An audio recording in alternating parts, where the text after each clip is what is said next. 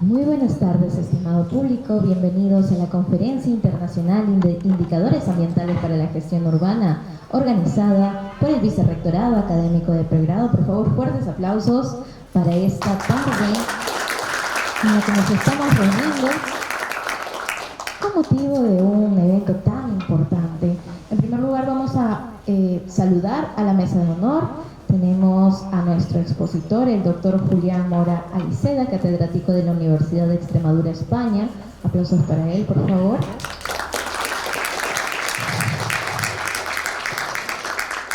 Asimismo, tenemos al doctor Carlos Mesa Arquiñigo, director del Departamento de Ciencias Geográficas y coordinador de este evento. Aplausos, por favor. Invitamos al doctor Carlos Mesa Arquiñigo a dar unas palabras de inicio para esta conferencia internacional. Por favor, doctor. Gracias. Muy buenas tardes a todos ustedes presentes, y especialmente... Muy buenas tardes a todos ustedes presentes, especialmente al doctor Julián, quien es el geógrafo de la Universidad de Extremadura. Siempre ha estado colaborando con nosotros dentro de la especialidad. En esta oportunidad, señores, va a disertar una conferencia tan importante sobre los indicadores medioambientales en zonas urbanas, caso España. Como sabemos, dentro de nuestro país, el crecimiento urbano se acelera, y especialmente en Lima. Entonces, necesitamos conocer aquí los indicadores. Nosotros tenemos que investigar, son los indicadores base para controlar en el desarrollo local, regional y nacional de las ciudades. Yo creo que en esta oportunidad va a aportar bastante para geografía, ingeniería geográfica, ingeniería geológica, minera, metalurgia y las ciencias sociales, economía, etc. Yo creo que todos estamos inmersos dentro de ese medio ambiente y hay que controlar esos indicadores. Y entonces, el doctor Julián, con su amplia experiencia, conferencista tanto nacional e internacional, nos dará a conocer una serie de principios claves sobre el manejo del medio ambiente y que las personas, nosotros debemos vivir en armonía con la naturaleza. Y ese como sabemos, tanto geografía, ingeniería y las demás ciencias, estamos dentro de ese rubro. Yo creo que agradezco a todos ustedes la presencia y hay que tomar en nota de estos indicadores para hacerlos cumplir dentro de los gobiernos locales, regionales y nacionales. Muchas gracias. Vamos a escuchar aquí al doctor Julián Mora Aliceda.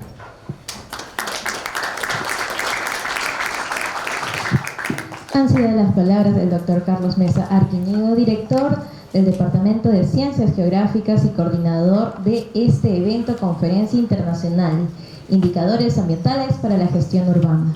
Y a continuación vamos a dar paso al doctor Julián Mora Aliceda, catedrático de la Universidad de Extremadura, España, para que inicie esta Conferencia Internacional, Indicadores Ambientales para la Gestión Urbana, caso europeo. Fuertes aplausos, por favor.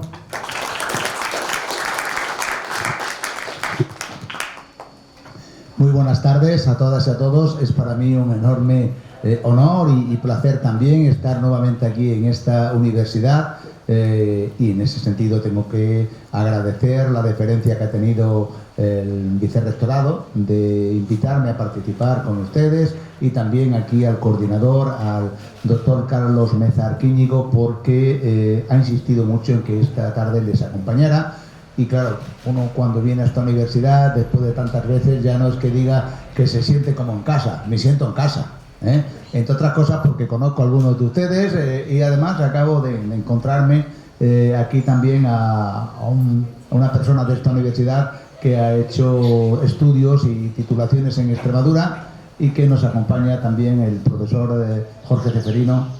Es decir, que al final, como ven ustedes, todo es de ida y vuelta. Se ha formado allá y estar aquí con ustedes.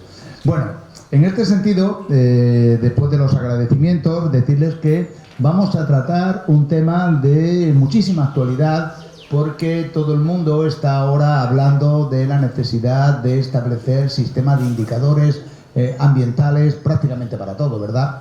Bien, yo, si no les importa, me voy a levantar porque quiero ir pasando las diapositivas al ritmo que establezca en función de cómo pueda ir improvisando un poco algunas cosas y otras pues de cómo vengan estructuradas.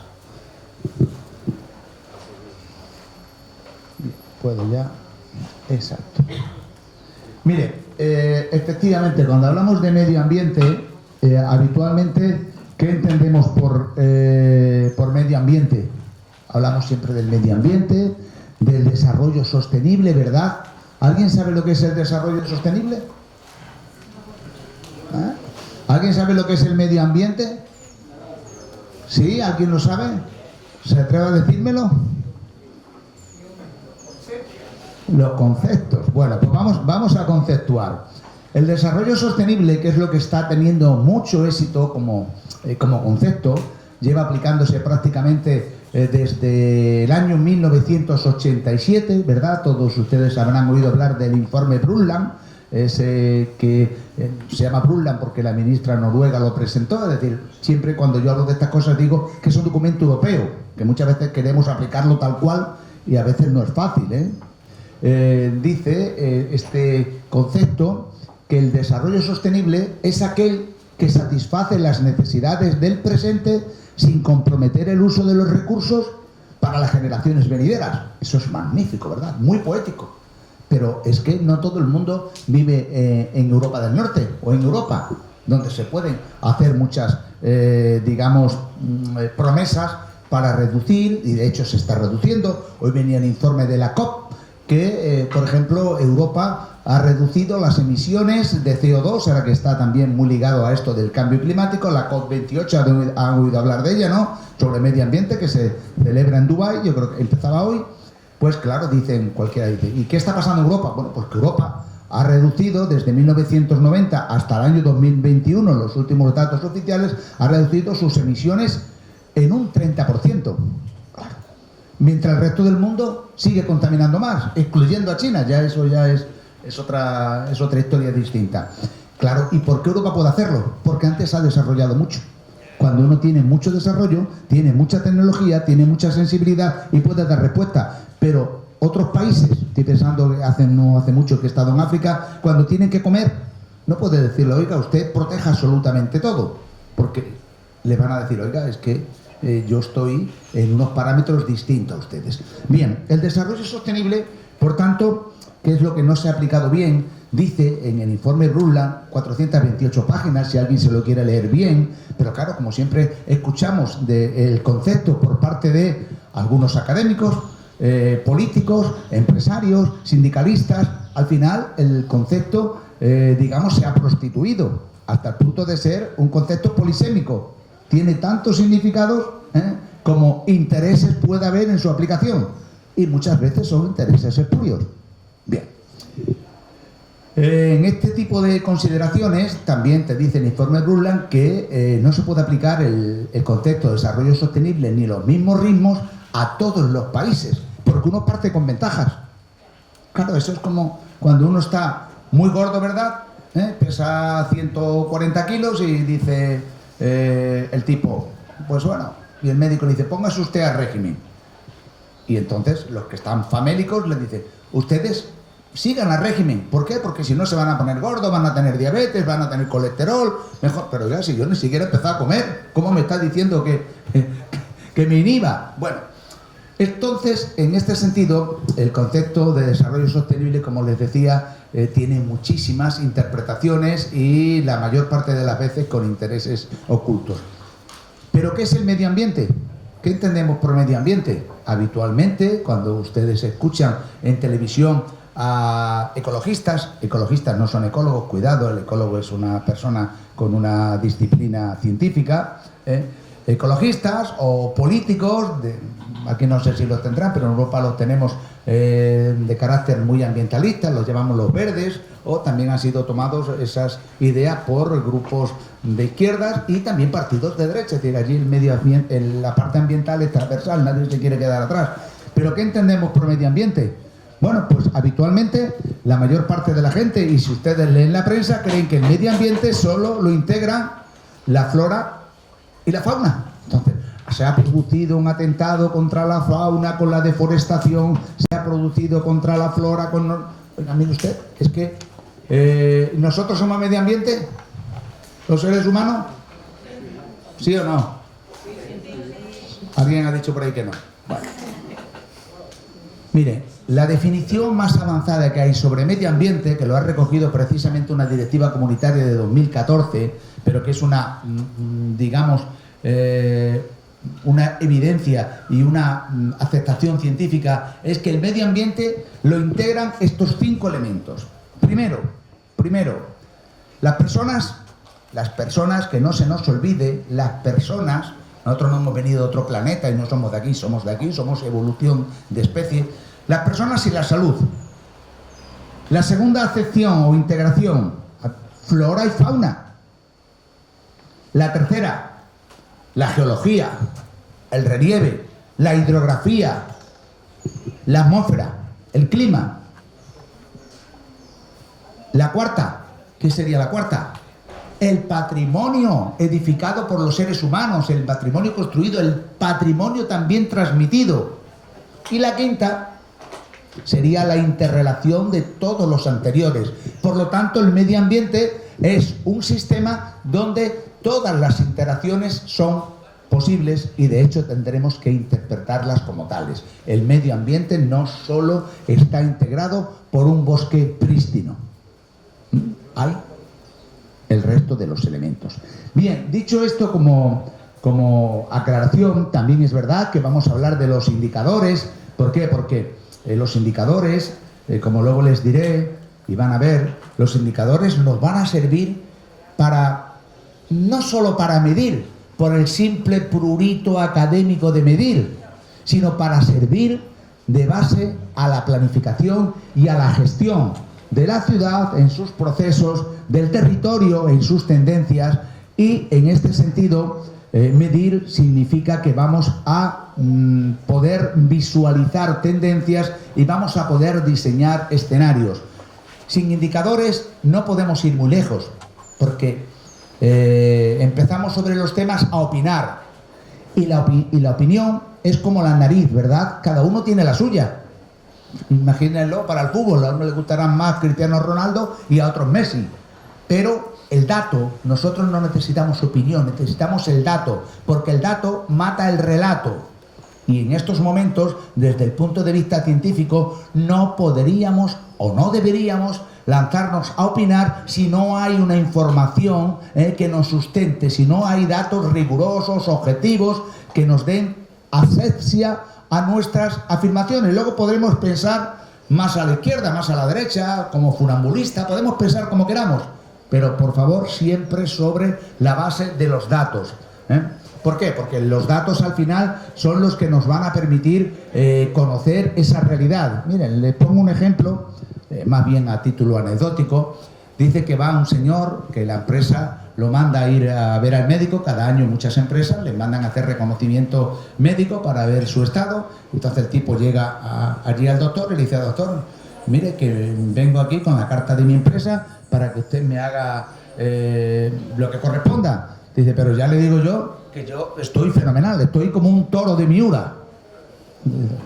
Bueno, vale, perfecto, no se preocupe, vamos a hacérselo. Le van a hacer ahora la extracción de sangre, mañana traiga usted el bote de orina, le vamos a hacer los análisis correspondientes y dentro de unos días vuelve usted para que yo le establezca el diagnóstico en función de los resultados.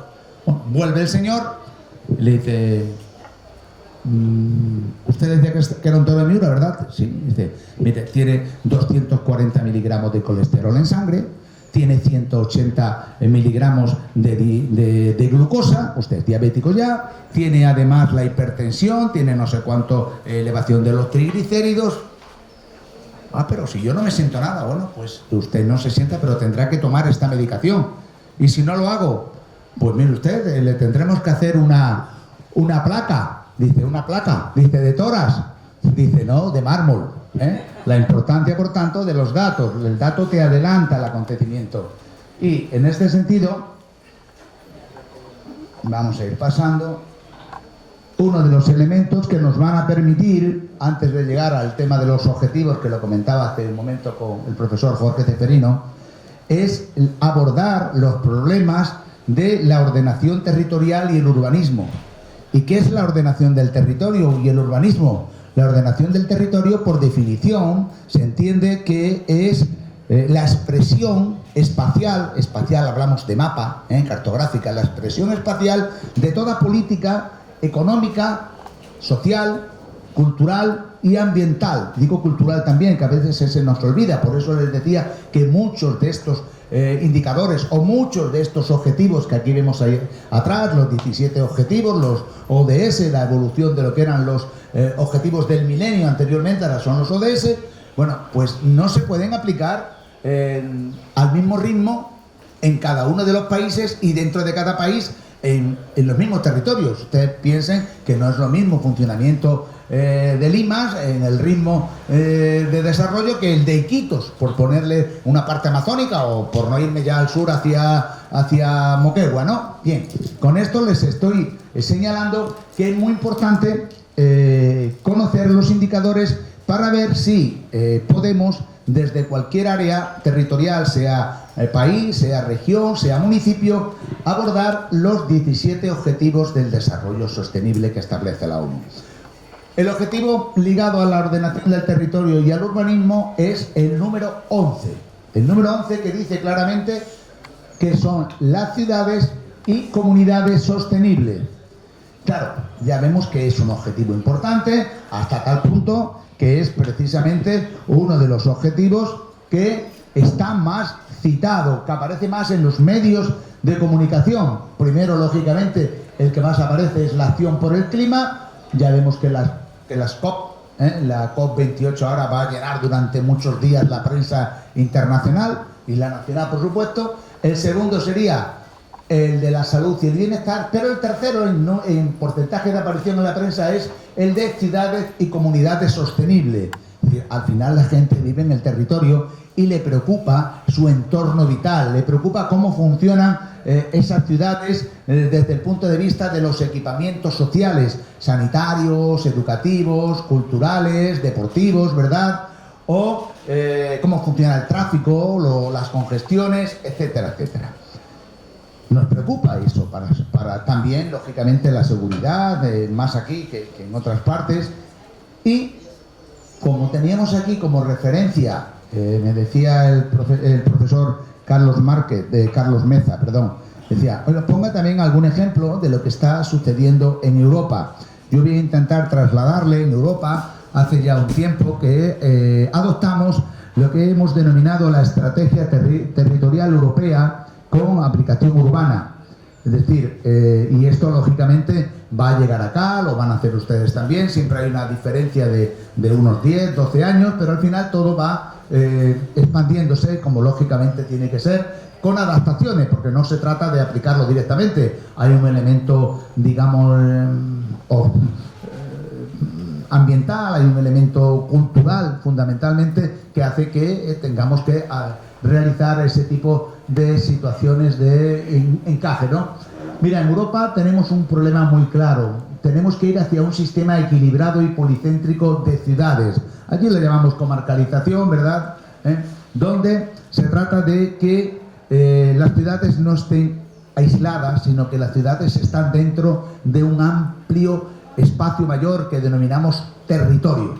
Y entre esas ciudades existen espacios, digamos, de actividad económica, espacios industriales, pero fundamentalmente espacios agrícolas, ganaderos, forestales, algunos de ellos con la categoría de espacios naturales, y se tiene que establecer una nueva relación entre el campo y la ciudad. Allí, lógicamente, la población que se dedica a la actividad agraria es muy reducida. Fíjense que en Europa solo el 3% de la población se dedica a las actividades agrarias, incluyendo la agricultura, la ganadería y el sector forestal.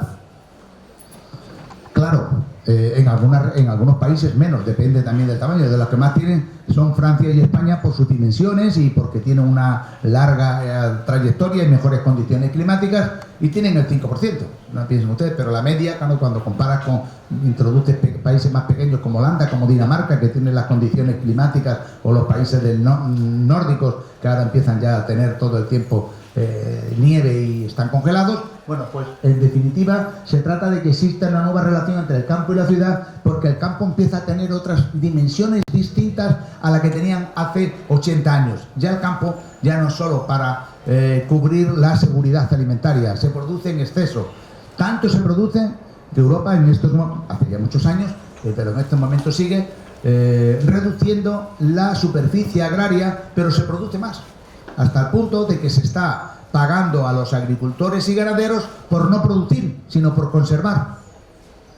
Es decir, usted tiene no sé cuántas hectáreas, usted dedíquelo, por ejemplo, a un cereal, pero que no va a recolectar. Ese cereal va a servir para que se alimenten las aves.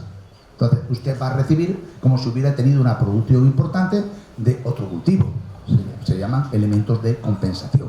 Bueno, pues entonces estaríamos en esto.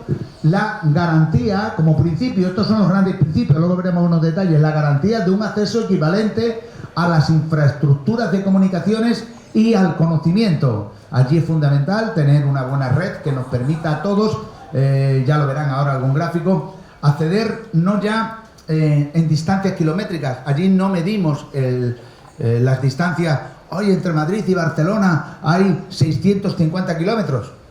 No, mire usted, ¿cuánto tiempo se emplea en el tren de alta velocidad? Son 2 horas. Ah, bueno. Se llaman isocronas. Empezamos a medir las ciudades, su relación en la distancia temporal, en vez de en la distancia geográfica, porque el cambio ha sido brutal. Fíjense, ¿alguno de ustedes conoce España? Claro, bien. Pues siempre pongo un ejemplo. Fíjense que si conocen España, de Madrid a Valencia, que podría ser, digamos, la playa más cercana, de Madrid a Valencia hay 400 kilómetros. En tren de alta velocidad son 90 minutos. 90 minutos. Una persona de Madrid puede salir, toma el tren en Atocha, y dice, me voy a Valencia, me levanto a las 6:30, a las 7 de la mañana, a las 8:30 estoy en Valencia. Desayuno en Valencia, me voy a la playa, estoy todo el día allí, me como la paella, que es la comida típica de Valencia, y por la tarde-noche, puedo cenar en Valencia a las 9 y al terminar a las 10:30 o las 11 está nuevamente en casa. Es decir, entonces ya empezamos a medir esto en otras dimensiones. Es verdad que no se puede hacer con todas las ciudades, pero sí ahora, ayer se inauguraba el AVE de Madrid a Asturias, ya nos queda muy poco. El de Extremadura nos queda camino de Lisboa, no hay acuerdo todavía claro entre España y Portugal, pero bueno, será de aquí a 4 o 5 años cuando tengamos esa conexión también. Quiero decirles, por tanto, que es muy importante lo que establece la Unión Europea, las infraestructuras, porque las infraestructuras te generan accesibilidad y el conocimiento, o sea, que todas las personas, independientemente de su lugar de residencia, tengan acceso equivalente. Es decir, ahora está lógicamente dominando el 5G en todas partes, y también que tenga un buen reparto de las infraestructuras y equipamientos para que nadie quede excluido territorialmente. Y por eso, lógicamente, se incorpora también, antes de que tuviera tanto predicamento, el concepto de desarrollo sostenible como principio, gestión inteligente, protección de la naturaleza y del patrimonio cultural. Estamos muy sensibilizados con la naturaleza y con el patrimonio cultural. Bueno, ustedes aquí también tienen un patrimonio extraordinario desde el punto de vista natural. Estoy pensando en las zonas de la Amazonía. También sus desiertos tienen sus valores, pero también desde el punto de vista cultural, el patrimonio que tienen tanto el prehispánico como el colonial, ¿no? Es algo extraordinario. No solo tenemos Lima, tenemos Cusco, tenemos tantos lugares, o tenemos Machu Picchu, ¿no? Bien, ¿cuáles serían, por tanto, el enfoque territorial? Empezamos a adquirir una nueva dimensión. El territorio se incorpora en todas las políticas de planificación, y cuando digo el territorio también están insertas las ciudades. Ahora vamos a verlo ahí, porque siempre digo territorio porque las ciudades no están aisladas, ni la propia Lima está aislada, tiene interrelaciones con el mundo rural, necesita de los recursos hídricos, necesita de las zonas más distantes, y como objetivos fundamentales son establecer una estrategia más competitiva del territorio, sin dejar nunca que en el desarrollo venga acompañado de la cohesión económica y social. O sea, el desarrollo tiene que ser de crecimiento económico, digamos, importante, pero también tiene que haber una cierta redistribución social de esos beneficios para que todos los ciudadanos se vean beneficiados. Es decir, son las políticas, digamos, de inclusión social, ¿no? Bueno, pues esto es otro de los principios básicos, la conservación y, en definitiva, obtener una competitividad más equilibrada del territorio europeo. Bien, ahora ya vamos a ver cómo funcionan las ciudades en el territorio. No tengo aquí ninguna para señalar, ¿verdad? Bueno, no pasa nada. Si no tengo por ahí, era por si tenía un puntero láser. No hay ningún... No importa. Bueno, miren, si ustedes ven la infografía superior, mira, por allí hay alguien que...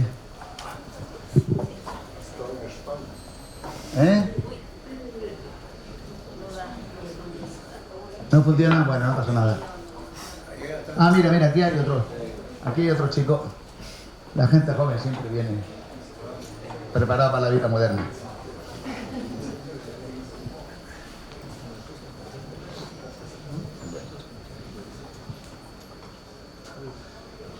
Miren, esto sería un territorio sin ordenar. Tendríamos una serie de ciudades mayores, núcleos más pequeños, digamos, áreas rurales con diferentes tamaños y rangos de los municipios y de las propias ciudades, y esto sería, digamos, un espacio habitualmente sin ordenar. Pero la Unión Europea dice que tiene que haber un desarrollo territorial policéntrico con varios centros equilibrados. ¿Y para eso qué propone? Las ciudades y regiones urbanas que sean más dinámicas, más atractivas y competitivas, delimitando áreas comarcales, es decir, que cada núcleo mayor, cada ciudad pueda abastecer de equipamientos y servicios a estos núcleos rurales más pequeños que podrán elegir, lógicamente hay puntos de conexión, ir hacia una parte u otra. Esto sería la delimitación de áreas comarcales, y también estamos entrando en un proceso que llamamos de fusión de municipios, donde lógicamente ya Alemania ha reducido el número de municipios a la mitad,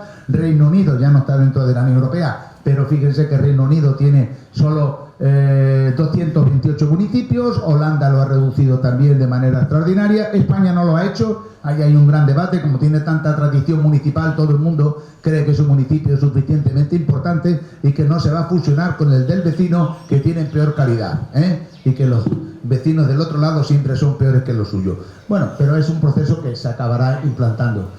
¿Y qué hacemos? Pues lógicamente también potenciar el desarrollo de los entornos rurales que ya han pasado de cumplir esa función agraria estrictamente productiva que les decía antes. ¿Por qué? Pues porque Europa es excedentaria. Europa, bueno, después de la paz, antes de la paz, llegaba a tener un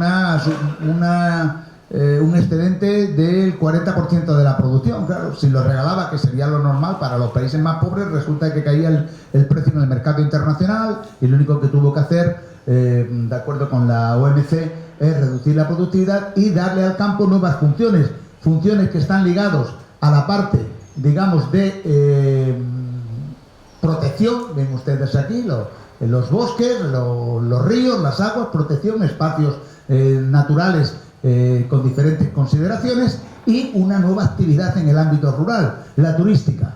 Ya hay muchas visitas al mundo rural, se pretende que además los espacios naturales sean otro elemento añadido a lo que podríamos establecer el turismo sostenible, y por supuesto, cuando hablamos de todo ello, hablamos entre la necesidad de asociar la ciudad al campo. La ciudad no vive independiente, la ciudad tiene que tener su entorno que la abastece de alimentos y también le ofrece equipamientos turísticos y servicios ecosistémicos, porque al final las áreas, digamos, más naturales ofrecen esos servicios ecosistémicos, y el campo y sus poblaciones no pueden quedar al margen. Por lo tanto, ven ustedes este paso, primero de aquí, totalmente independiente cada núcleo, agrupado según delimitaciones de proximidad, y la idea es que esa asociación entre la ciudad y el campo vaya a generar, digamos, a modo de reloj suizo, unas nuevas sinergias muchísimo más productivas y, desde luego, vamos a ver, para avanzar no, pero para el puntero, bien. Disculpe.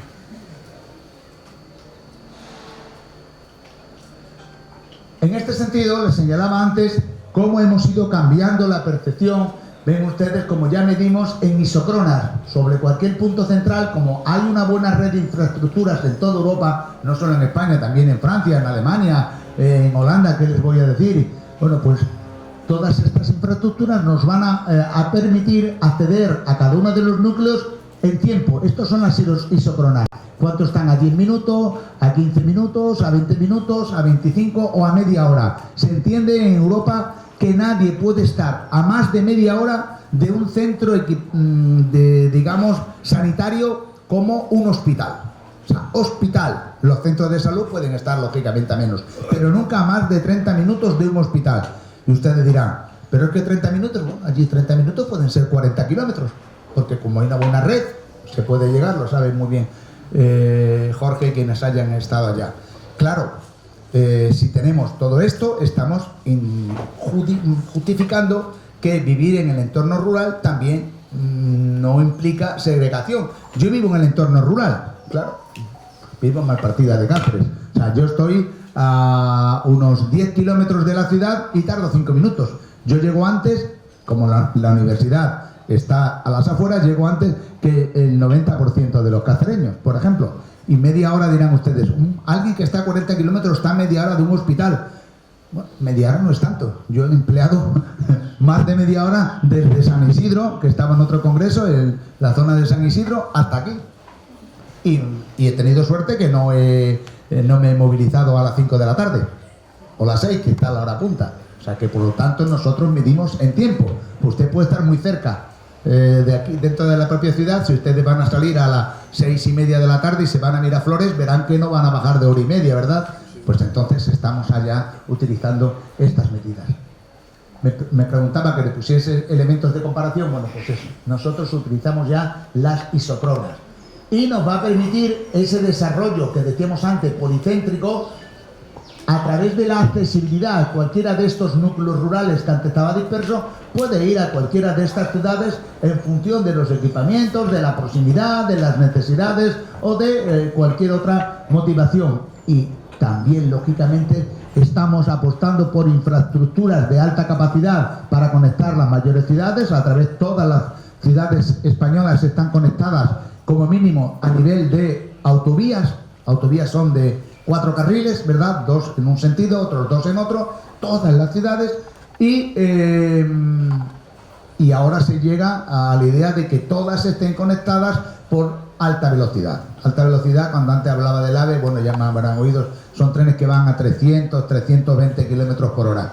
Vale, pues esto es un poco la perspectiva europea y, por supuesto, sin descuidar algo tan importante como es la difusión de la innovación y el conocimiento. Por eso se ha apostado mucho por el 5G, por inversiones fuertes en investigación, tanto pública como privada, porque se considera que eso significa nada más y nada menos que competencia territorial. Pero claro, también tenemos la necesidad de preservar el desarrollo del patrimonio natural, una mejor gestión integral de los recursos hídricos. Y en estos momentos se están recuperando, bueno, prácticamente ya están recuperados. Hubo unos años que en algunas áreas industriales de Alemania, de la cuenca del Ruhr, del norte de España, de Bilbao, de Cataluña o de Reino Unido, los ríos estaban totalmente contaminados por el proceso industrial. Después ha habido una fuerte inversión, los ríos se han recuperado, vuelven a tener peces, el tránsito de salmones cuando le han hecho las escalas salmoneras a los embalses, etcétera, etcétera. O si alguien ha estado en Madrid, porque sepa que un pequeño arroyo que era el arroyo Manzanares, pues que estaba totalmente contaminado, hoy día en estos momentos ya tiene peces, el otro día venía en la prensa en El País no sé cuántos tipos de patos, de avifauna, que llega a una ciudad que tiene un área metropolitana de 7 millones y están allí. Es decir, que todo lo que creemos que es un desastre se puede recuperar. Hay que evitar el desastre, pero todo se puede recuperar. Bien, y lógicamente algo importantísimo, que es la reversión económica para toda la ciudadanía de lo que sería la gestión creativa de los paisajes culturales. Paisajes culturales, no solo nos referimos a las ciudades patrimonio, como también al propio ámbito rural, por el mosaico que tiene, por la infraestructura de varios pueblos que fueron invadiendo la península ibérica desde, no sé, desde los fenicios, pasando después por los romanos, los godos, visigodos, suevos, vándalos, alanos, también tuvimos invasiones, después los musulmanes y después ya invadimos, y después ya invadimos a otros continentes. Bien, pues se entiende que hubo una necesidad de una gestión creativa de los recursos culturales. España, como saben ustedes, tiene un riquísimo patrimonio, es el país que tiene más zonas declaradas por la UNESCO, y todos son, pues, o una parte están ligadas a las diferentes culturas. Desde la época romana, ustedes pueden ver los teatros, anfiteatros, el profesor Carlos Meza está conmigo allí en Mérida, ¿verdad? Podemos ver la impronta musulmana en Granada, en Sevilla, en tantos lugares, y la gestión inteligente también del patrimonio, como les decía, natural, he puesto cultural, pero es natural. Bueno, todo esto para ir acercándome a lo que sería, de aquí a nada, la necesidad de los desafíos de la planificación urbana. Ya nos vamos a centrar en el urbanismo, pero el urbanismo contemplado en lo anterior. Los desafíos de la planificación para el desarrollo urbano resiliente. El objetivo de desarrollo sostenible número 11.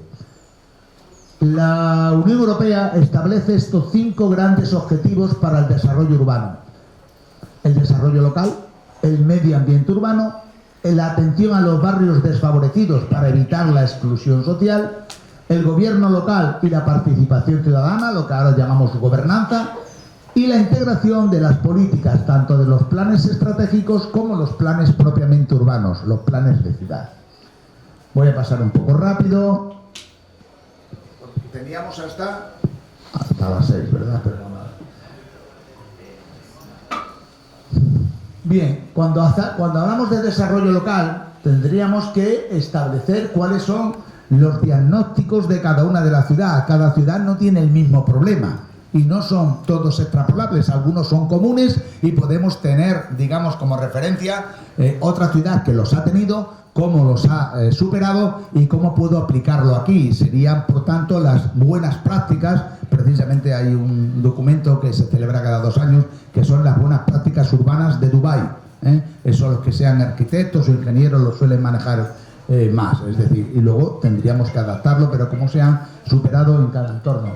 Bien, establecer mecanismos de integración para la elaboración de esos planes de desarrollo urbano con el desarrollo local. A veces hacemos planificación urbana sobre el mapa, pero al final no tenemos capacidad de gestión. Lo digo por la parte de acá y no lo digo por ustedes, he estado en otros muchos países, no hay capacidad de gestión, no hay disciplina urbanística, y eso aquí ustedes lo saben, que llegan las invasiones, que no hay suelo disponible, se ubican en zonas de mala calidad, cuando vienen lluvias, no tanto aquí, que también de vez en cuando, pero en el área más al sur, con los huaicos, o también en la zona de arriba de Chiclayo o Piura, cuando vienen las lluvias intensas por el Niño, pues ven ustedes que se ha permitido la localización o los asentamientos en zonas próximas a esos ríos, y cuando llegan esas lluvias intensas, que no son producto de este cambio climático, que se han producido a lo largo de la historia.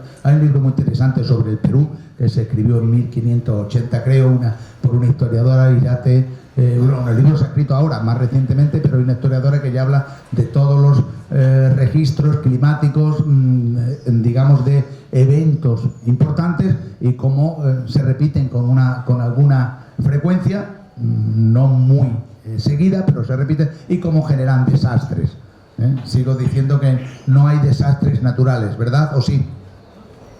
¿Hay desastres naturales o no? No, por ahí no hay desastres naturales. Hay desconocimiento de las dinámicas del territorio y de la naturaleza. Entonces nos ubicamos donde no debemos.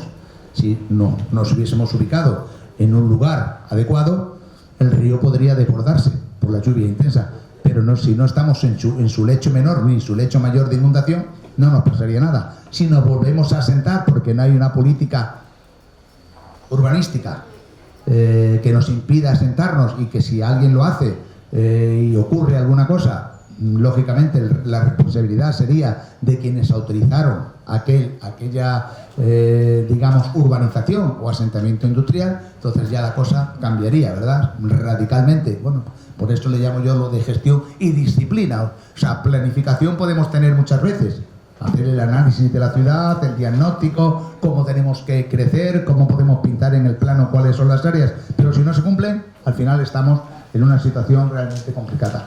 Bien, favorecer la formulación de estrategias integradas, búsqueda de esas buenas prácticas, la necesidad de establecer observatorios locales para tener información, esos datos a los que nos vamos a referir, información permanente y actualizada de cómo van evolucionando esos indicadores. El medio ambiente urbano, pues lógicamente hay que poner en marcha diferentes iniciativas para que la ciudad tenga cada vez mejores condiciones y calidad ambiental, disociar, bueno, no me voy a extender en esto, información también a los pequeños y medianos ayuntamientos o parroquias sobre cómo debemos actuar cuando ellos no tienen, los pequeños ayuntamientos, suficientes fondos para abordar los problemas, diseño de una verdadera política ambiental para las ciudades y evitar el tratamiento de la política ambiental como si fuesen políticas sectoriales sumadas una encima de otra. Es decir, como si tuviésemos por una parte la calidad del aire, por otra parte la recogida de residuos, por otra medidas de reforestación interna, etcétera. Tendríamos que ir hacia una visión integral de todo lo que serían las medidas de planificación urbana. Atender a algo muy importante, establecer mecanismos de monitorización de los procesos en aquellas zonas donde hay más riesgo de exclusión social. En el caso europeo, normalmente donde se produce son en las zonas de nueva llegada de inmigrantes. Saben ustedes que Europa es un continente envejecido, cada vez más envejecido. En estos momentos Europa no asegura, hace ya tiempo, el relevo generacional. Tanto es así que los datos publicados el año pasado, en 2022, dicen que Europa tiene en estos momentos, o registra, un mayor número de óbitos que de alumbramientos. Es decir, que, y en el mundo rural ni les hablo ya, ustedes habrán oído hablar muchas veces, o por lo menos los que han estado allí, de la España vaciada. El 85% del territorio español está vaciado, la gente vive en las ciudades, pero aquí van ustedes siguiéndose el mismo ritmo. Igual que ustedes están siguiendo el mismo comportamiento demográfico. A medida que se van desarrollando, pues seguramente que sus padres, los más mayores, sus padres tenían 8 o 10 hijos, como mis abuelos, no éramos tan diferentes. Mis padres ya tuvieron, y los padres de mis amigos, entre 2 y 4 como máximo, y ahora yo tuve 2, pero la mayor parte de mis compañeros tenemos 2. Pero es que ahora nuestros hijos, y eso lo verán ustedes también, las más jóvenes, les pregunto muchas veces, ahora aquí menos, pero cuando he dado clases aquí en Perú, en Ecuador o en Argentina y tal, les preguntas, son clases de maestrías, ¿no? Donde tienen entre 25 y 30 años, y les preguntas, bueno, ¿y usted cuántos hijos quieres tener? 1, ninguno, 2, 1, ninguno, eso es más o menos. Y de pronto hubo una chica atrás que dijo, yo 3, y todas miraron así diciendo, ¿y quién es esa atrevida? ¿No? Porque, es decir, que estamos ya copiando esos modelos, y si es verdad, y eso lo pueden ver ustedes, pregúntenle los más jóvenes a sus abuelas o bisabuelas cuántos hijos tenían, también es verdad que no les sobrevivían, mucho menos. Y pregunten ahora, seguramente sus padres de los más jovencitos, tienen la mitad de hijos que sus abuelos. A ver, ¿cuántos hermanos tienen? Tengo 3 hermanos. 3. 2. 1. ¿Ven ustedes cómo ha cambiado ya? Y ellas, pues, van a asegurar menos todavía que sus madres. O sea, es una cuestión que, por eso cuando alguien me dice, es que la superpoblación del planeta, bueno, somos 8.050, pero a partir del año 2000, 8.050 millones. A partir del año 2045 el planeta cae. ya cae Europa. Europa crece un poquito por la llegada de la inmigración, que es a lo que le estaba comentando ahora, y que hay que evitar que haya barrios de exclusión social, porque tradicionalmente ha habido una política en toda Europa contra, asentamientos ilegales y contra los barrios que pudieran ser objeto de conflicto. Ahora simplemente se puede dar en estos grupos que habrá que darles todas las oportunidades de inserción. Entonces, fuera de eso, podrán ver ustedes que para ello se va a promover un observatorio urbano, de tal manera que las políticas sean tendentes a evitar esa exclusión y que nos permita que haya una cierta cohesión social entre los diferentes grupos sociales. Bueno, si seguimos avanzando, al final tendríamos que ir hacia un nuevo modelo de gobernación y de participación ciudadana. ¿Para qué? Pues para que empecemos a recuperar en las grandes ciudades el barrio como objeto de intervención y que todo esté bien informado a través de los requerimientos ciudadanos. Bien, yo no voy a extenderme mucho más, decir que lógicamente se necesitan planes estratégicos, además de los propios planes urbanos. Tradicionalmente los planes urbanos clasificaban el suelo entre lo que era el suelo a gran escala, el suelo urbano, el suelo urbanizable o de expansión, y suelo no urbanizable, que es el que se dedicaría a superficies agrícolas, ganaderas, forestales o a los propios espacios naturales. Y luego tendríamos la clasificación, que es donde en cada ciudad determinamos si va a ser un área residencial, si va a ser un área comercial, si va a ser un área industrial. Es decir, no se pueden mezclar las áreas industriales con el resto, por eso de obedecer a la legislación de actividades molestas, insalubres o peligrosas. Y también los equipamientos públicos que parte de la ciudad estarían dentro de esa zona de calificación del suelo, es decir, donde estarían los hospitales, los colegios, los institutos, las actividades o instalaciones deportivas, culturales o espacios verdes. Todo ello, ahora, una vez que tenemos ya definido estos conceptos, nos iríamos a la necesidad, y ya llegamos a los indicadores, a la necesidad de establecer en estos momentos algo fundamental y que va a superar, a mi entender, la propia conceptualización de la sostenibilidad. Yo iría mucho más allá, iría a la compatibilidad. La compatibilidad de usos del suelo. ¿Para qué? Pues porque como estamos creciendo en estos países, allá ya crecimos, y lógicamente estamos protegiendo, a veces allá se protege en exceso y se expulsa a las poblaciones rurales porque se da prioridad al ambiente. Oiga, mire usted, allá en Europa se necesita la presencia humana en esas áreas porque ya no son naturales. Europa está ocupada hace más de 300.000 años, han venido todas estas invasiones que les he ido diciendo, cada uno han tenido un tipo de utilización del suelo, fundamentalmente por una economía de subsistencia, y claro, si ahora dejamos de realizar algunas actividades agrícolas o ganaderas, mucha avifauna y mucha biodiversidad se perdería, porque precisamente allí los paisajes no son naturales, son culturales, son paisajes transmitidos de generación en generación, han sido modelados por nuestros antepasados, han sido definidos y diseñados en cada momento y en cada circunstancia histórica, y si ahora tienen más, paradójicamente allí tienen más biodiversidad ahora que antes. Es otro tipo de clima también, otro tipo, porque hay mayor mosaico que genera una diversidad nueva. Bueno, pues en este sentido tendríamos que entender la planificación con estos 4 elementos.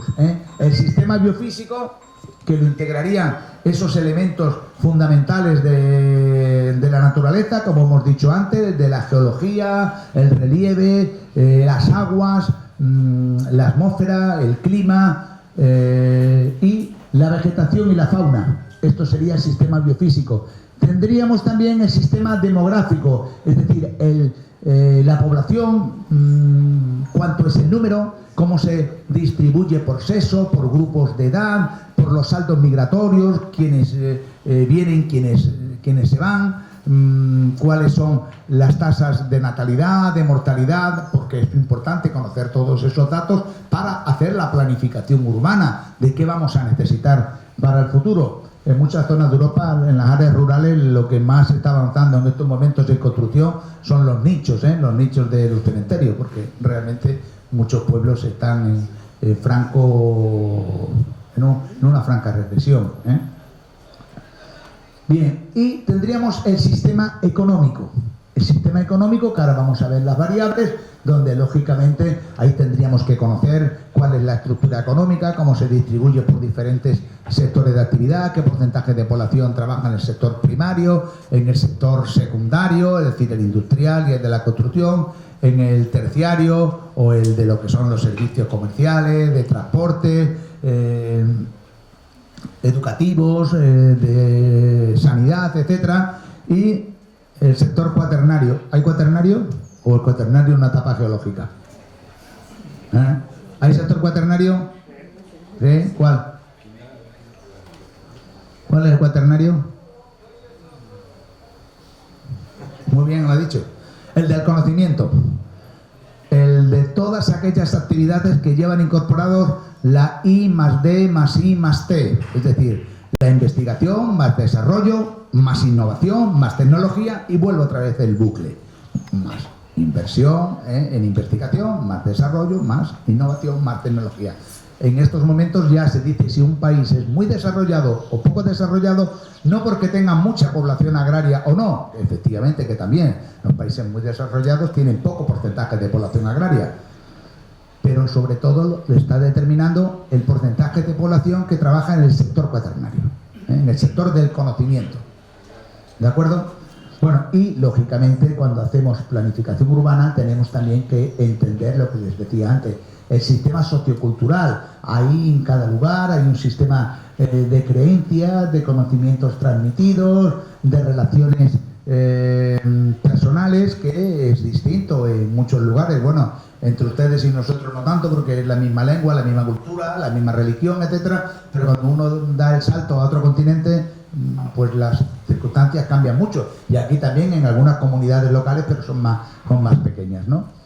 Bien, y todo esto para llegar a la necesidad de establecer un sistema de indicadores de resiliencia. Les decía que había que medir para planificar mejor y hacer una gestión adecuada de la ciudad. Bueno, en estos momentos el concepto que más se utiliza es el de resiliencia, que se refiere, como dice el propio concepto internacional, a la cantidad de cambio o transformaciones que un sistema complejo natural puede soportar manteniendo las mismas propiedades funcionales y estructurales. Por tanto, la resiliencia es la capacidad de la naturaleza para soportar y recuperarse de la intervención humana. Claro, ¿qué nos está diciendo? Que tenemos que medir lo que hacemos para evitar superar el umbral de resiliencia, porque si lo superamos no hay vuelta atrás. Por ponerles un ejemplo, yo tengo este brazo y el otro, lógicamente, yo puedo mover mi muñeca todo lo que quiera, la puedo forzar así, pero vuelve a su posición siempre que quiero. Si yo esto lo fuerzo tanto o tengo un golpe, lógicamente se ha quebrado esto. Mis posibilidades de utilizar esto ya han sido aniquiladas. ¿Por qué? Bueno, hoy día ya tendríamos intervenciones quirúrgicas, pero antiguamente ustedes leen los libros de la época de los siglos XVI, XVII, XVIII, eran los lisiados, había muchos lisiados. ¿Por qué? Porque no tenían posibilidad de recurrir. Sin embargo, si nosotros estamos dentro de ello, o como otro ejemplo les diría, a mí me gusta el vino. Si yo tomo, y de hecho tomo todos los días, un par de copas de vino, como hacía mi padre, mi abuelo y toda la generación anterior, y no voy a romper esa tradición, puedes vivir 80, 90 años, depende de muchas circunstancias, pero ¿por qué? Porque estoy, digamos, introduciendo una alteración que es tolerable por el cuerpo. Si es tolerable, no supero el umbral de resiliencia, puedo vivir muchos años. Pero ustedes imaginen que yo, en lugar de tomar 2 copas de vino al día, tomo una botella de vino al día, 1 litro de vino. Llegaría un tiempo, pasado 2 o 3 años, que mi hígado, de tanto forzarlo, acabaría teniendo cirrosis, ¿verdad? Con lo cual aceleraría mi defunción. Pero imagínense que además, en lugar de tomar esa botella de vino diaria durante un cierto tiempo, una noche decido, porque estoy con amigos y nos sobrepasamos, tomar 2 litros de whisky o de coñac. ¿Qué pasaría? Que acabaría en coma etílico, es decir, habría fallecido. ¿Por qué? Lo mismo que le explicaba con la muñeca, porque he superado cualquier umbral de resiliencia. Por lo tanto, los indicadores que nos van a permitir volver al estado natural y cumplir las mismas funciones sin haber pasado ese umbral. Y eso es lo que trato de decirles a ustedes ahora con los indicadores. Bueno, los indicadores son los que nos van a permitir algo importante, avanzar. Fíjense, ya hablamos de resiliencia. Yo recuerdo cuando empezamos en esto de la resiliencia urbana y territorial, hará algo así como 9 o 10 años, y tengo algunas publicaciones sobre ello en revistas especializadas, en revistas indexadas en JCR y Scopus. Bueno, pensé que nunca acabaríamos más allá del ámbito estrictamente académico, que hablaríamos de la resiliencia solo muy teóricamente, como hipótesis, lo que es un trabajo estrictamente de laboratorio. Y de pronto, de hecho se leyó una tesis doctoral por parte de un profesor, precisamente del país que tienen ustedes aquí, fronterizo de Ecuador, sobre la resiliencia aplicada al Parque Nacional de Yasuní. Lo codirigimos otro profesor y yo en la Universidad Complutense de Madrid, y se quedó ahí, bueno, como un documento. Fue muy bien valorada, el premio extraordinario, pero de pronto, hace 2 años, la Unión Europea, tras el COVID, decide aplicar lo que llaman los fondos de resiliencia, o también más conocidos como los fondos de Next Generation. ¿Qué ocurre? Porque lógicamente, no se ve aquí con el color, se decide hacer una serie de partidas y destinarlas a otro modelo económico. Se dice, fundamentalmente, vamos a apostar por la digitalización también del ámbito rural, vamos a apostar por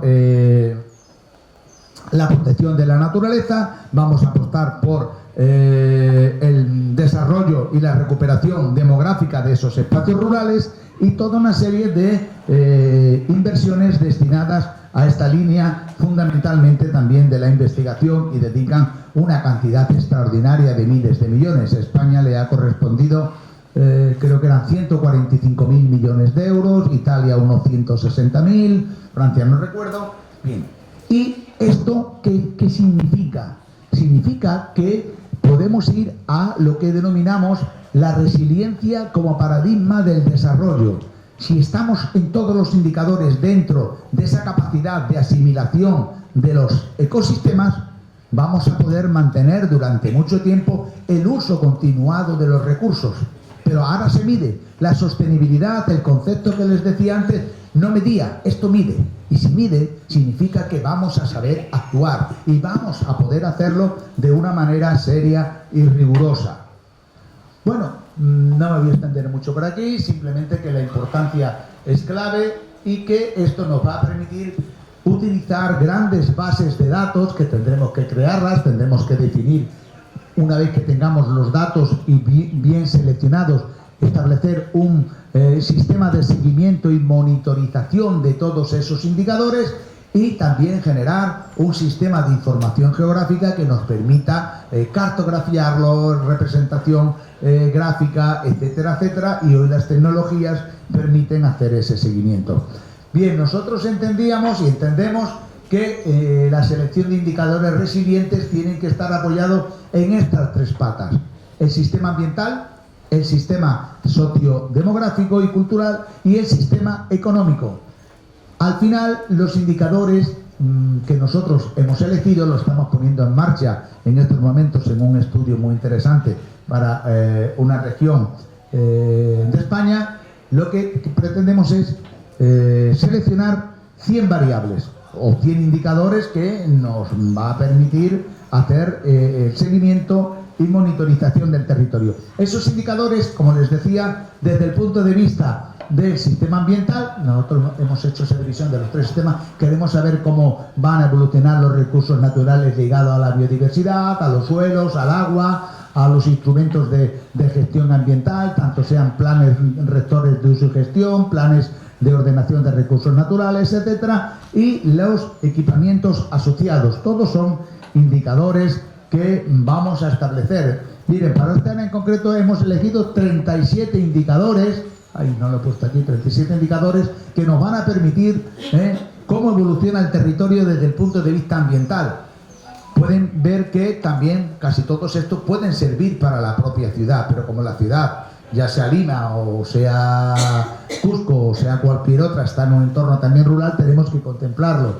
¿Cómo va a variar la masa forestal? ¿Cuál es la superficie total arbolada y no arbolada? La superficie incendiada, cada año con ese seguimiento, la superficie forestal protegida, la superficie destinada a la restauración, la repoblación forestal, los acuíferos contaminados, las zonas sensibles, los estados de las aguas tanto superficiales como subterráneas a través de los análisis correspondientes, los DBO, la demanda biológica de oxígeno, o los DQO, demanda química de oxígeno, etcétera, pasando por las emisiones de CO2 por cada uno de los sectores allí instalados, ahora que está tan en boga el tema de la huella ecológica, especies que en estos momentos son vulnerables o en peligros de extinción, las diferentes figuras de espacios protegidos, la capacidad de carga de cada entorno, la inversión en conservación, el gasto público a favor de los suelos y de la recuperación también de las aguas, el tratamiento de las aguas residuales, los equipamientos, la composición de participación de los órganos de gobernanza en estos espacios naturales y, por supuesto, también analizar cuál es el número de visitantes, las vías de comunicación que llevan, la capacidad de carga, es decir, ir acumulando esas variables desde el punto de vista ambiental, pero también las variables desde el punto de vista sociodemográfico. Necesitamos saber cuáles son los índices de calidad ambiental, o en este caso, perdón, de bienestar social, de los niveles de participación, los recursos humanos con su nivel de formación, cuáles son los recursos culturales con los que se cuentan, los recursos humanos. ¿Para qué? Para establecer estos indicadores desde el punto de vista social. ¿Cuáles son los que tenemos?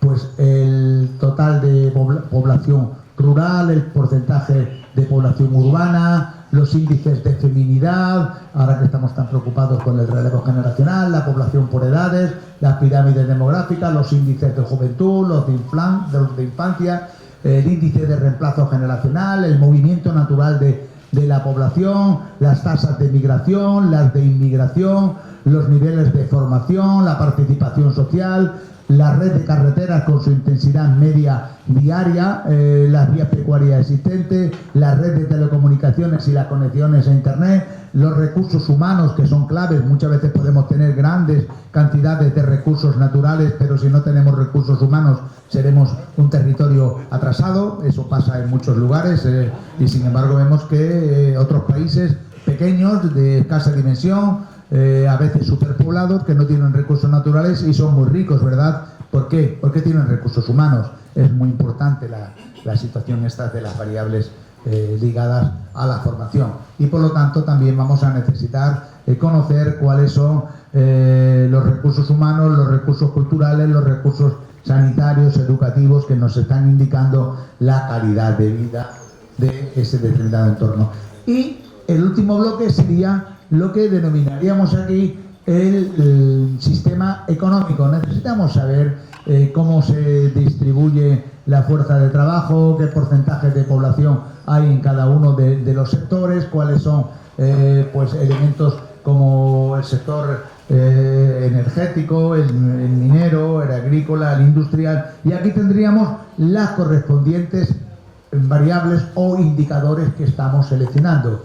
Ven ustedes datos del mercado de trabajo, cuál es la tasa de actividad, la tasa de ocupación, la tasa de desempleo, los indicadores de dependencia, los gastos municipales en determinados sectores importantes, la renta familiar disponible, el porcentaje de población que trabaja en la agricultura, el régimen de tenencia de la tierra, el sector forestal, la distribución de la misma, las inversiones en industrias, el peso de la energía en el empleo, el del turismo, el de la construcción, en definitiva todo lo que son actividades empresariales, medidas a través de el IAE, el Impuesto de Actividades Económicas, que son las licencias ligadas a cada una de las ramas de actividad, y las políticas que se aplican de convergencia o de inversión en el ámbito de la cohesión social.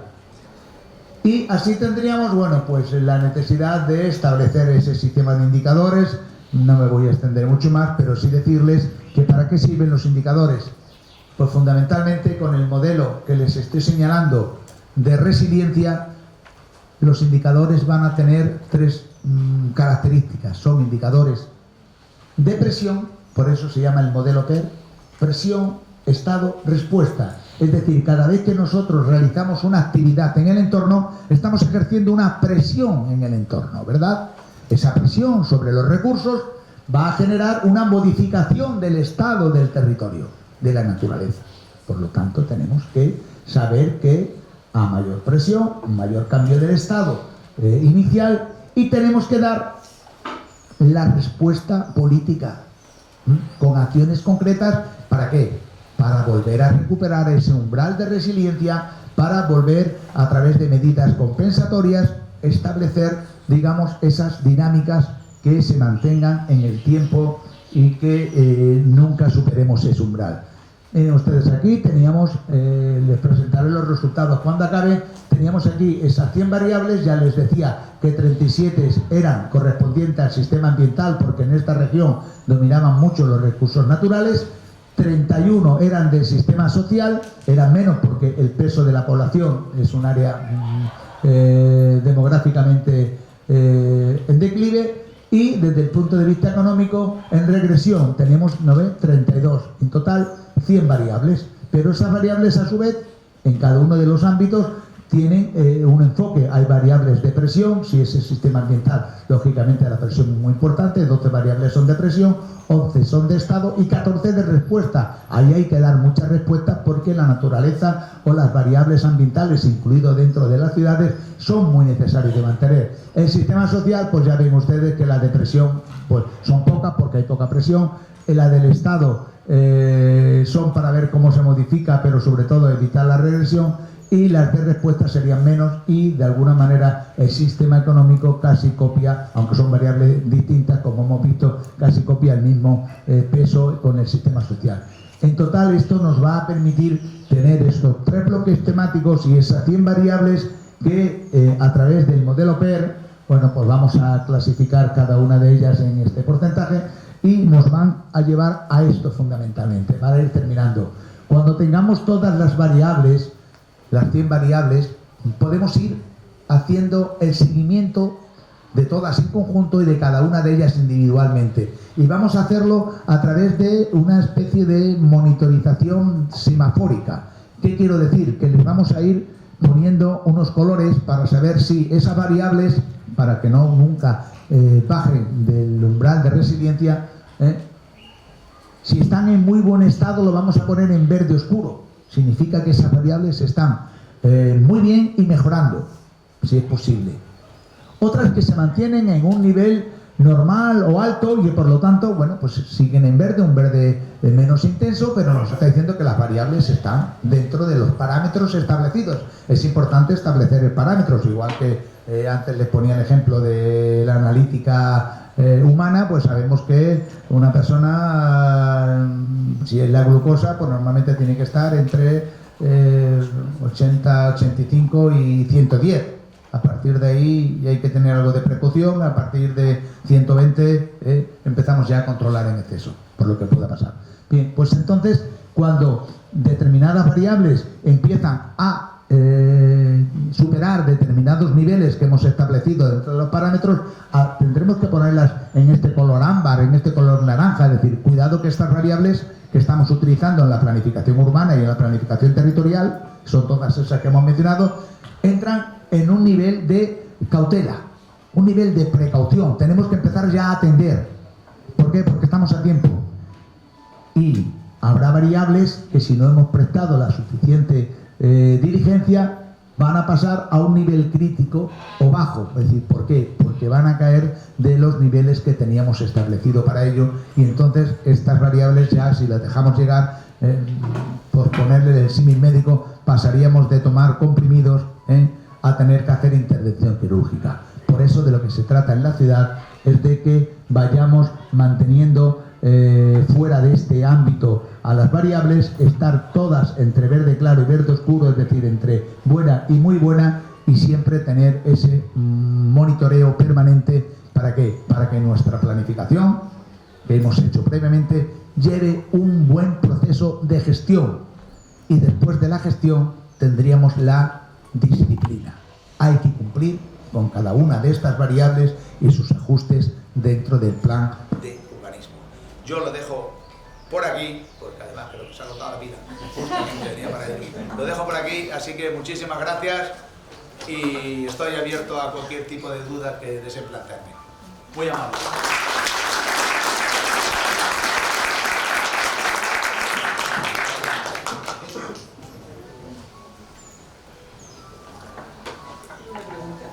¿Sí? Sí. A ver, doctor Julio. Ah, bueno.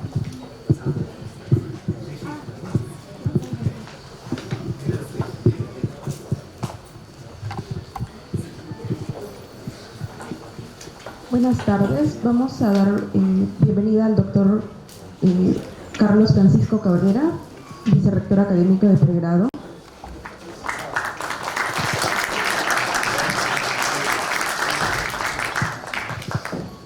A continuación daremos pase a una ronda de preguntas del público. Si alguien tiene preguntas, por favor.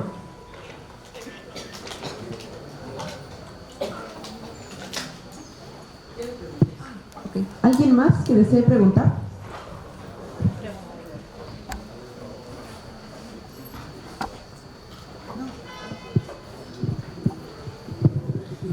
Buenas tardes, doctor. Una pregunta respecto al problema del cultivo de las aceitunas en España. ¿Cómo lo están tomando para salvar la situación por el cambio climático que ha habido? Y ¿cómo lo piensan superar? Porque Francia, por ejemplo, ya tomó sus previsiones para el cultivo de las uvas.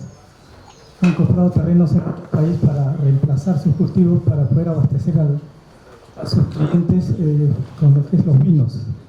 España no sé cómo irá a aplicar. Gracias. Antes de que se me acumulen más preguntas, ¿se me escucha? Sí. Voy a responder primero a la señora que me hizo la previa. Me dice que cómo vamos a hacer el seguimiento de estas 100 variables de las que hemos comentado, y que lógicamente al estar en un sistema de información geográfica que al mismo tiempo nos va a permitir telemáticamente saber cómo van evolucionando cada una de ellas, normalmente lo que vamos a establecer son unos parámetros sobre lo que entendemos que es normal en cada una de ellas, es decir, si baja por encima o baja o sube, depende, pero sobre todo si baja, si ponemos el nivel hacia abajo, si baja por debajo del 10%, estamos en una situación, digamos, de nivel de precaución. Si baja o del 0 al 10%, nivel de precaución, por debajo del 10%, del 10 al 20%, nivel de cautela alta, y por debajo del 20% ya entramos en lo que sería nivel crítico. Eso es un seguimiento que nos permite, digamos, intervenir y sobre todo saber que esas variables, a su vez, muchas de ellas, cuando tratemos de mejorarlas, puede ser que estemos afectando a otras, porque es como en el organismo, todo se interrelaciona y hay que tener un cuidado y ser muy exquisito en el tratamiento de las mismas. Y en cuanto a lo que usted me planteaba, eso es más agrario que urbano, el tema que me ha señalado de las aceitunas. Bueno, las aceitunas estarían en ese color verde intenso, ¿verdad?, del verde oliva. Y bueno, no, el tema de las aceitunas, el precio que se ha disparado no es por el cambio climático, ya se lo digo de antemano.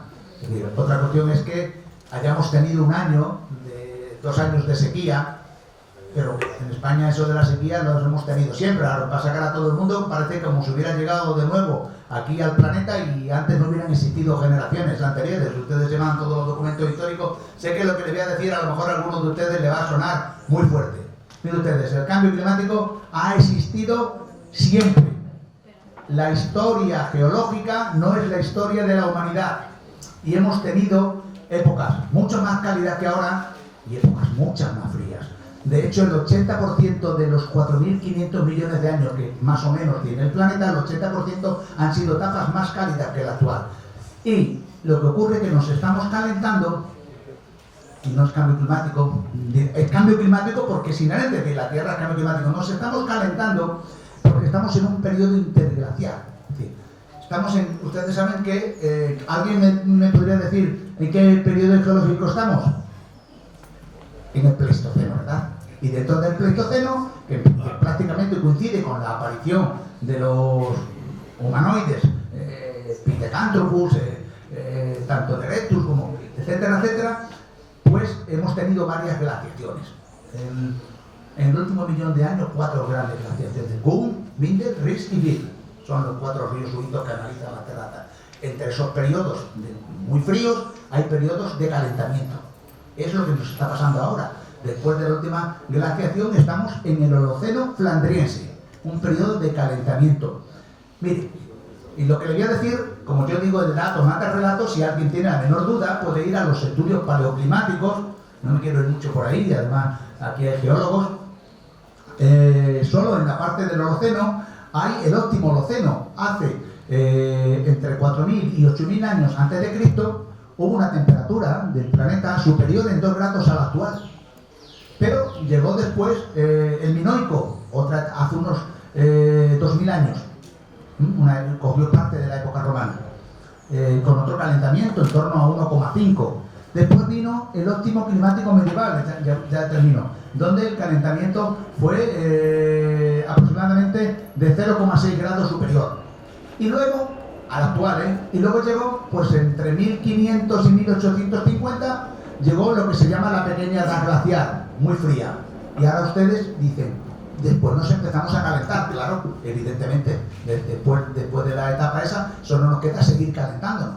Y ustedes dirán, oiga, pero es que ahora hace más calor que antes. Pues mira, pues ya les he dicho que todavía no. Y ustedes han visto aquí en el volcán Misti, que hoy aparecen muchas noticias en la prensa, conocen el volcán Misti, o por lo menos han oído hablar de él allí en Arequipa, ¿verdad? Pues apareció la momia juanita, es decir, que antes de la llegada de los españoles ya había unas zonas que hoy han aparecido también ahora leones en la Siberia, porque con el permafrost de cielo, es decir, nos estamos calentando, pero el que nos calentemos más o menos, lo que tenemos que hacer son políticas de adaptación. Lo que no podemos seguir es construyendo en las zonas litorales, ahora que hablamos de las ciudades, porque al final sí vamos a tener inundación. Porque si más o menos el crecimiento del mar viene siendo en una media de 3 milímetros por año, fíjense ustedes que en los últimos 14.000 años, y hay cuevas subterráneas que estuvieron, ahora son subacuáticas, ¿verdad? Antes estuvieron en la línea de mar, que el nivel del mar ha subido en los últimos 14.000 años 36 metros. Vamos a seguir subiendo. Oiga, entonces las ciudades no las pongamos en la misma línea, salvo que sea en Lima, en la zona esta de Miraflores, que está muy elevada, no lo pongamos ahí pero no va a tardar, no nos va a coger a nuestra generación ni a la que viene. Pero sí tenemos que prever que la ordenación del territorio y la planificación urbana están precisamente para poder adaptarnos como instrumento a estas situaciones de calentamiento. Y con esto lo que le iba a decir, que lo de la aceituna lo hemos tenido otros años, si está más cara es porque hay intermediarios y controladores del mercado que están poniendo el precio que si no tiene muchos competidores, que les parece oportuno. En el caso del viñedo, pues unos años se ha producido más, otros años se ha producido menos. Cuando se produce menos el vino de mayor calidad, se compensa el precio. Bueno, son cuestiones que nos tendremos que ir realmente también adaptando. Es muy importante estas políticas de adaptación y mitigación. No sé si hay alguna otra pregunta o... No sé si hay alguna pregunta. Ya. Antes de darle la palabra aquí al participante, lo que aquí el doctor nos ha explicado claramente, primero, comprender el medio ambiente, cómo está funcionando, cómo es la dinámica, y en segundo lugar ha abarcado para mostrarnos los 100 indicadores para medir Eso es un trabajo para dentro de la planificación. Dentro de la planificación, nosotros como geólogos, ingenieros geólogos, o estudios del medio ambiente, ingenieros geólogos, tenemos que conocer primero el funcionamiento y la dinámica del medio ambiente. Si nosotros conocemos eso, yo creo que vamos a establecer el desarrollo sostenible. Y prueba de ello, él menciona sobre la resiliencia, ¿ya? Comprender cómo comprender, ¿ya? Entonces yo creo que en ese sentido necesitamos las preguntas de aquí de participantes para que el doctor nos responda, ¿ya? Doctor, a ver, aquí el participante, sí.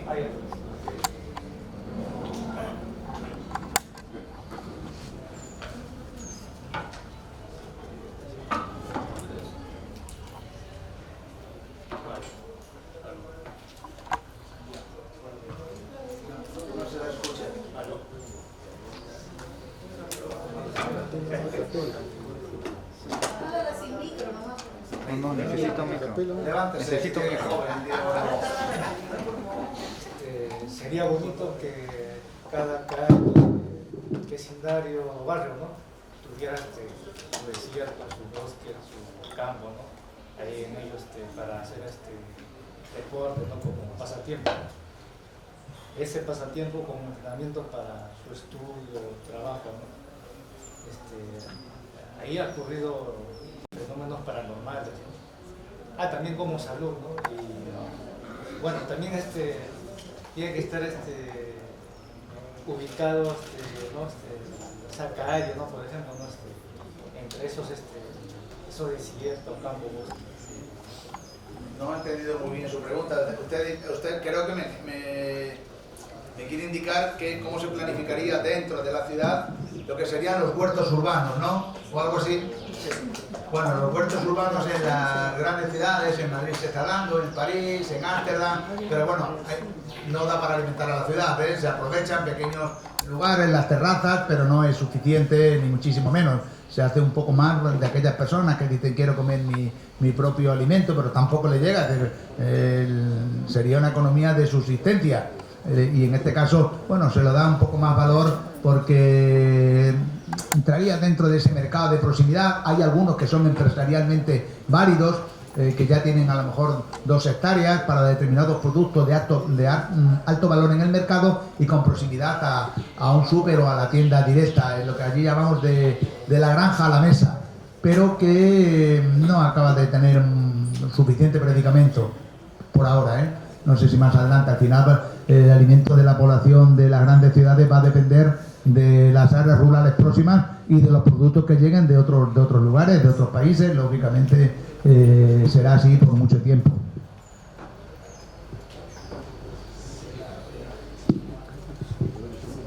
Yo puedo hablar, más después. Bueno, primero agradecer al doctor por compartirnos esta experiencia. Yo tengo una consulta. De esos 100 índices de urbanidad que usted ha propuesto, ¿se han creado desde la realidad europea o se ha pensado en todos los tipos de ciudades que existen en el mundo, ¿no? Porque, por ejemplo, usted mencionaba que hay índices que toman variables de conectividad. Entonces, por ejemplo, en el Perú tenemos la ciudad de Iquitos, que solamente podemos llegar por vía aérea y por vía fluvial. Entonces, mi pregunta es, si nosotros queremos replicar esos índices, ¿qué pasa con algunos de esos índices que tengan alguna variable que la ciudad no cumpla? ¿Cómo podemos nosotros poder aplicar cada uno de estos 3 bloques de índices para ese tipo de ciudades? Gracias al tema. Miren, pues, claro, yo he puesto el caso europeo, donde el acceso a las variables es muy fácil y muy accesible, ¿verdad, Jorge? Claro, tener no solo 100, hasta 300 variables, utilizando tanto el Instituto Nacional de Estadística Español, como si queremos también para el resto de las ciudades europeas y también para España, Eurostat, que es la oficina estadística de la Unión Europea, tienes acceso a todas las variables. Nosotros hemos seleccionado 100 que son más manejables, que están prácticamente digamos, homogéneas en todos los países de la Unión y podemos hacerlos extrapolables de uno para otro y utilizar la metodología comparativa. En el caso de ustedes, pues lógicamente no van a tener TIC variable porque van muy en la línea del desarrollo de las estadísticas que tenga cada lugar. Entonces, ustedes sí pueden seleccionar de los 3 bloques, a lo mejor pueden seleccionar 10, 10 y 10, aquellas que sean más representativas, y pueden ir también con 30 indicadores. Más adelante, cuanto más se tengan, pues será mejor, pero claro, usted dice, si utilizamos indicadores de accesibilidad, pues Iquitos está muy mal. Por eso que usted señala, en cuanto al acceso o otras ciudades, pues tampoco pueden medir aquí, como hemos señalado ahí, a través de isócronas, porque ustedes no tienen una red de infraestructura que les permita llegar a través de un tren de alta velocidad o una red de autovías que les permita acceder en velocidades medias altas por el sector del coche particular o del bus, ¿no? Entonces hay que adaptarlo a cada entorno, y eso lo dije al principio, y eso se puede hacer, solo que les va a permitir mejorar en el futuro sobre esas 30 variables, como van ustedes evolucionando. Si más adelante puede ir acompañando el desarrollo del propio país, pues en lugar de 30 serán 35 para cada uno de esos 3 sistemas, el ambiental, el sociodemográfico y cultural y el económico. Entonces vamos aumentando progresivamente hasta tener más, pero a veces nosotros hemos utilizado 100, pero sabemos que también con 50 o 60 son suficientes. Claro, cuanto más tenga un poquitín mejor, pero evidentemente como un laboratorio de medicina a veces no tienes que llegar a tantos detalles, salvo que sea una cosa complicada, para saber cuál es tu estado de salud. Se podría hacer con bastante menos, si le sirve un poco referencia. Pero eso sí, que sean variables que puedan ser extrapolables y comparativamente con otros países, porque si no, no sabemos si estamos en el lugar o en el contexto adecuado para dar las respuestas. Le pongo un ejemplo, es decir, un grupo de bosquimanos, de pigmeos, si solo se miran entre ellos y dicen, bueno, la talla media de ellos es de 1,40 y ven que algunos de ellos tienen 1,60, dicen, uy, este es el gigante del grupo, ¿no? Pero si dejan el bosque y se salen a las afueras, a la sabana, y se encuentra allí con otros grupos como el de los masáis, que tienen una talla media de 1,90, y dice, pues nuestro gigante no era tan gigante. Tenemos todo que tener también elementos de comparabilidad. Es importante para saber si estamos en el buen camino. Nada más que eso. Una última pregunta, por favor. A ver, 2 segundos, ¿sí? Buenas tardes a todos. Doctor, agradecerle el conocimiento, la experiencia. Dentro de lo que comentó también, y me llamó mucho la atención, fue, si bien es cierto, esta es una conferencia aplicada a los casos europeos, me llamó mucho la atención que usted conoce de cierta manera la complejidad territorial de Latinoamérica, en especial de Perú, y pues al encontrarnos aquí en la ciudad de Lima, una metrópoli con casi 12 millones de habitantes, bajo su experiencia misma, yo quisiera preguntarle, observando las dinámicas territoriales y su complejidad misma, y que pues a partir de ello también tenemos algunas deficiencias, ¿cuál sería el punto de partida para Lima, Perú, para poder mejorar en cuanto a planificación urbana? ¿Cuál sería el consejo que usted pudiera transmitirnos o transmitirles a las autoridades públicas, gobierno, etcétera, para poder mejorar estas deficiencias, para poder erradicarlas en todo caso?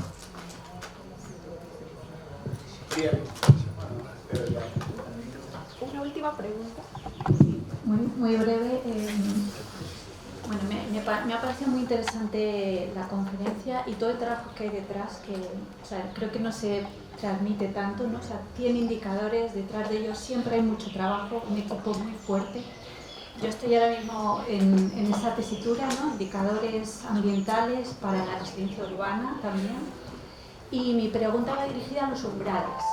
Como dice el compañero, todos estos indicadores pueden ser globales, pueden aplicarse estratégicamente 100, 50, 30, pero ¿cómo manejamos los umbrales para llegar a esos niveles últimos de estandarización de los indicadores, estando en diferentes hábitats, en diferentes contextos, en diferentes entornos, ¿no? ¿Cómo lo plantean? ¿Es alguien, un equipo que luego decide cuál es el nivel, o en un aspecto más cualitativo, o realmente están como basándose en umbrales ya estandarizados. O sea, es un poco también por ahí el tema de los umbrales. Gracias.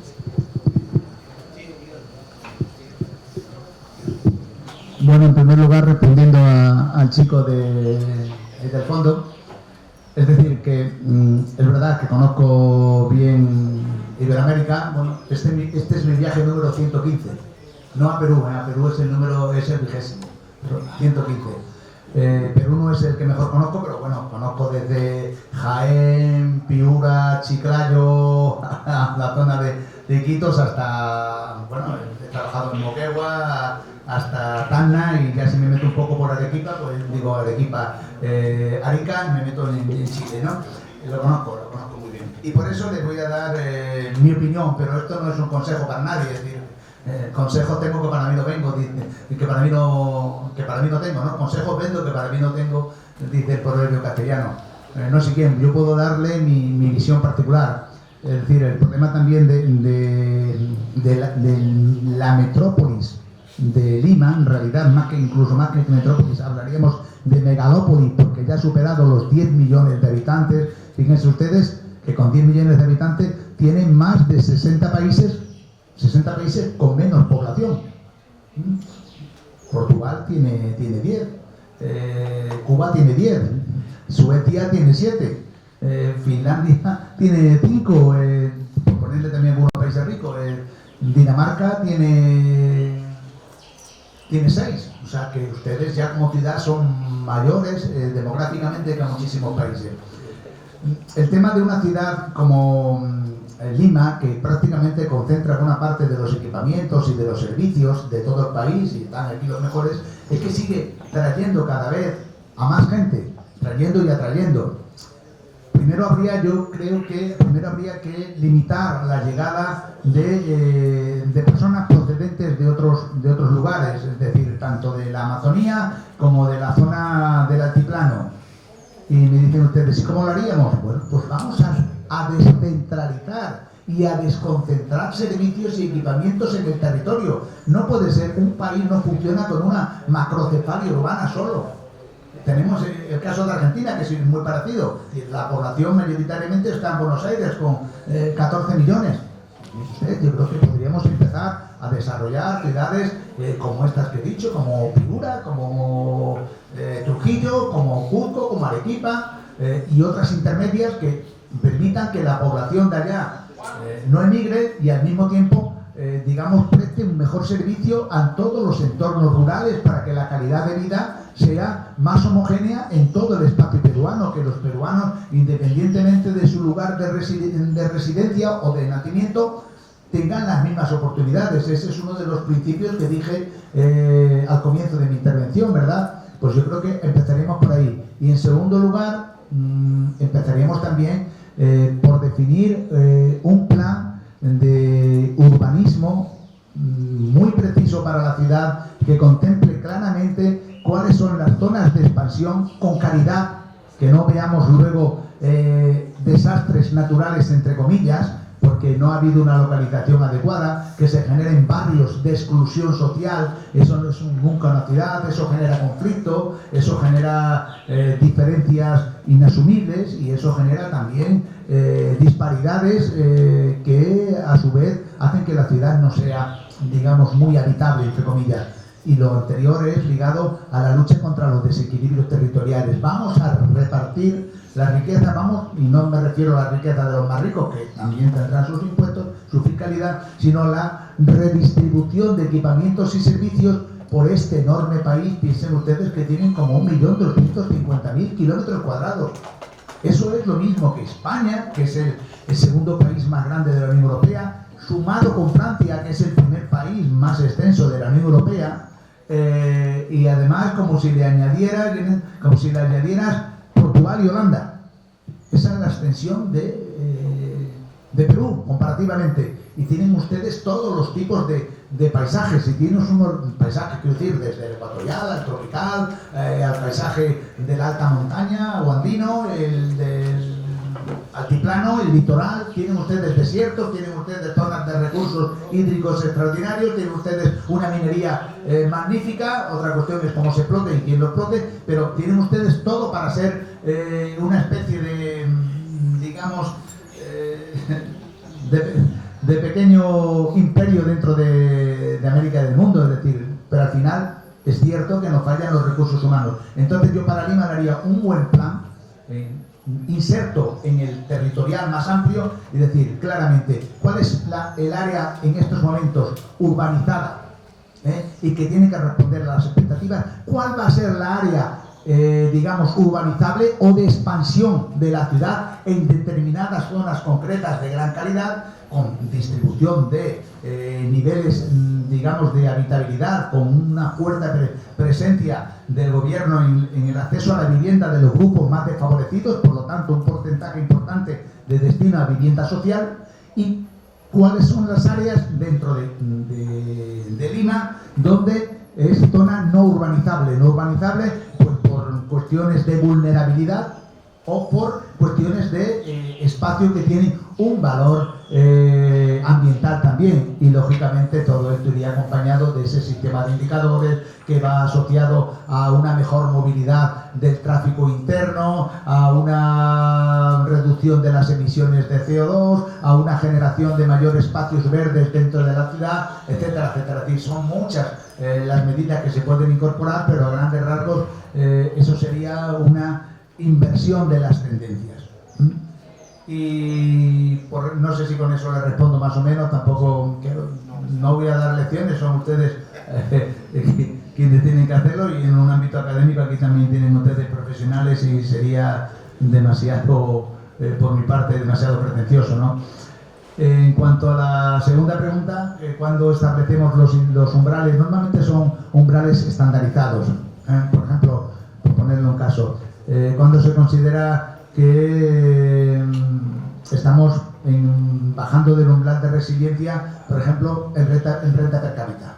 Pues cuando estamos por debajo del umbral es cuando una población determinada, sea si vive individualmente o vive en familia, que ingresen por debajo del 40% de la renta media nacional. Hasta un 20% sería una familia que está un poco por debajo, pero por debajo del 40% significa que hay muchas privaciones en cuanto a necesidades. Entonces, eso lo consideramos umbral de resiliencia. Toda la población tiene que estar por encima de ese 40%, más próximo a la media. Y si es posible que no haya nadie que esté por debajo de la media. Eso sería uno de los objetivos, pero ya es más utópico, ¿no? Y así con prácticamente todos. Establecer 20 y 40%. Y cuando están por encima un 20 o más de un 40%, decimos que están en condiciones, pues como señalaba ahí semafóricamente, en color verde bueno o muy bueno si es verde intenso. No sé si con esto les he respondido. Pues muy bien, pues muchísimas gracias.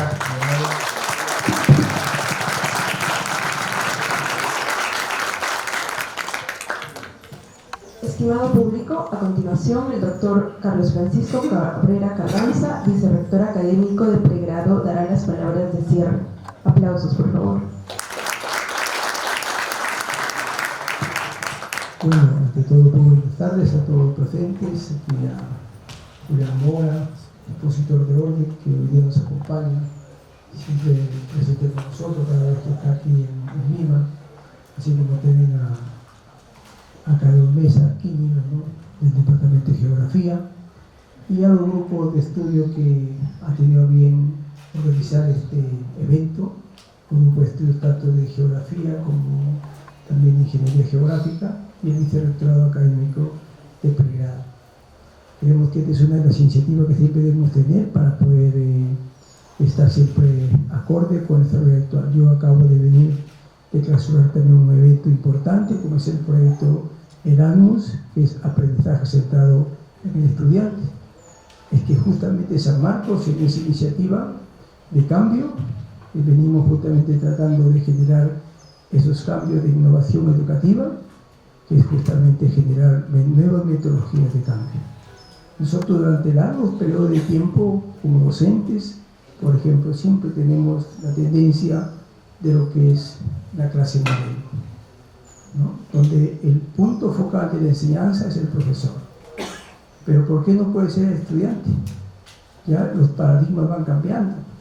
A mí también se tuvo la vida, 38 años en San Marcos, enseñando en mi clase modelo, centrado aquí, y todos mis alumnos escuchándome. ¿Y por qué no el estudiante puede ser el motor y el motivo de la clase? Pues esos son los nuevos modelos que hoy día se dan en Europa. No es que estemos copiando, sino que tratamos de generar nuevas innovaciones en la metodología.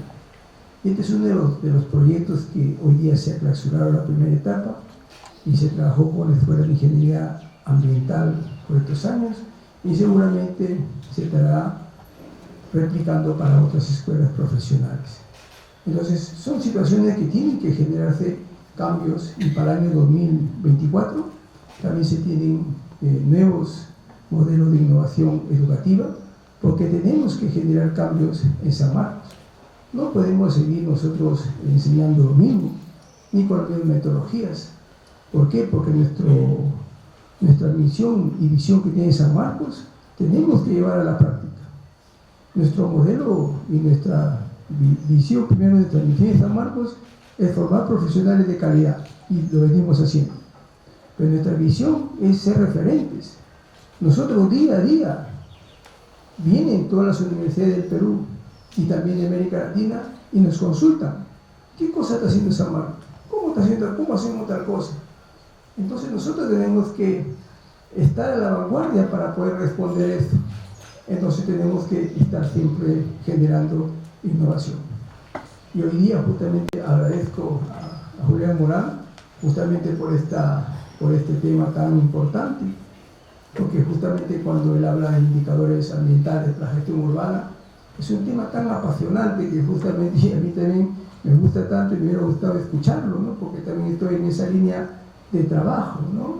Durante tantos años trabajando en una línea de investigación que es justamente lo que es la vulnerabilidad e impacto de zonas costeras litorales del Perú, que nos ha llevado a tener más de 100 publicaciones y varios libros publicados, y eso justamente es el resultado de toda una línea de trabajo, y ese es justamente el producto que todos los profesores debemos tener. Ese es nuestro producto, ese es nuestro trabajo, que lo ponemos a disposición de todos nuestros estudiantes.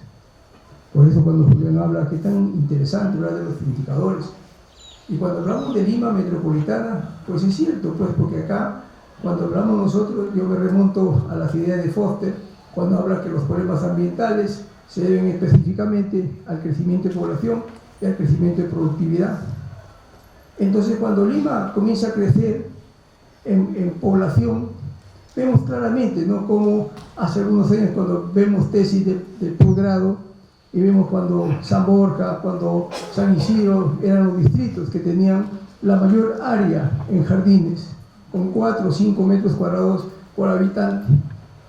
Hoy día, que han crecido de manera vertical, estos son distritos con mayor crecimiento vertical, donde la zonificación cambió a 20, 30 pisos, y donde hay mayor población. Entonces claramente tiene que haber incrementado la población, y por lo tanto hoy en día su densidad cambió, y también entonces cambió prácticamente lo que es el metraje de metros cuadrados por habitante de área de jardines que tienen las ciudades. Y otros distritos de que hablar, están pobrísimos, sobre todo San Martín, etc.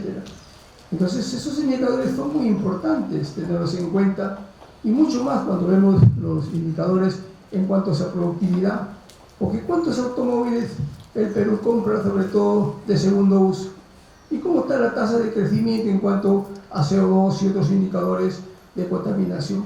Entonces vemos claramente que hay que conjugar eso. Por eso yo agradezco mucho a Julián por este tema tan importante, tan apasionante, que creo que ha sido muy importante. Entonces yo, a nombre del vicerrectorado académico, le agradezco primeramente al doctor Julián por este tema de haberlo disertado. Esperemos tenerlo muy seguido acá. Estamos conversando para generar proyectos, para generar convenios con la universidad. Ya hemos conversado hace un día o 2 días, y yo creo que tenemos que seguir trabajando para seguir incentivando la investigación, el desarrollo y la movilidad tanto de estudiantes, de docentes, ¿no? Para aquellos que les gustan estos temas y todos tenemos que seguir trabajando. Así que gracias Julián, gracias a todos ustedes por estar presentes, porque es importante, ¿no?, que hoy día los profesores vengan, los estudiantes vengan para seguir aprendiendo. Nunca uno para de estudiar, nunca para de aprender. Así que gracias, estimados amigos que están aquí presentes, y con esto clausuramos este evento de vital trascendencia y el agradecimiento pleno al doctor Julián. Muchísimas gracias.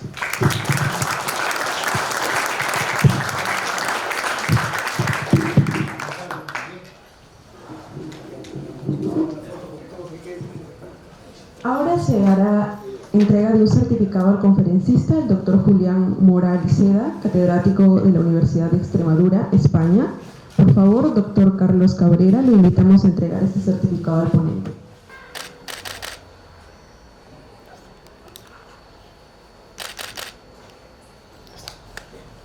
A continuación, invitamos a las autoridades y público a tomarse las fotos protocolares. Muchas gracias.